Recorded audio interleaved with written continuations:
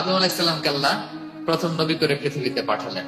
ওনাকে জান্নাতে সব খাইতে বললেন যে সব খাও, একটা গাছের কাছে যেও না। কিন্তু শয়তান সে তার মিশন নিয়ে আসে। সে আদম আলাইহিসসালামকে ভুলভাল বোঝালো, আদম আর হাওয়াকে, যে একটা কাজ করো, আল্লাহ তাআলা তোমাকে না করছে কেন জানো?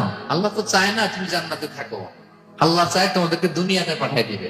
তো তুমি যদি ওই গাছের ফল খেয়ে ফেলো, আল্লাহ আর দুনিয়াতে পাঠাতে পারবে না। কিন্তু আল্লাহ চায় তোমাদেরকে কই পাঠাবে? কিন্তু যদি গাছের ফল খেয়ে ফেলো, আর পাঠাইতে পারবে না। এজন্য আল্লাহ নিষেধ করছে গাছের ফল খায় না। চিন্তা করছেন? উল্টা, পুরো উল্টাটা বুঝাইছে। তো ভুল করে সাইয়েদনা আদম আলাইহিসসালাম হাওয়া আলাইহিসসালাম খেয়ে ফেলছেন এই ফল। খাওয়ার পরেই আল্লাহ তাআলা পাঠাই দিলেন পৃথিবীতে, যাও জমিনে যাও, এই জান্নাতে আর থাকা যাচ্ছে না।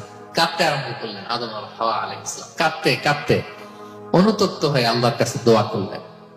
তো পুরো আদম আলাইহিসসালামের জিন্দেগির সবচেয়ে বড় শিক্ষা হচ্ছে রিপেন্টেন্স, অনুতপ্ত হওয়া। কি হওয়া?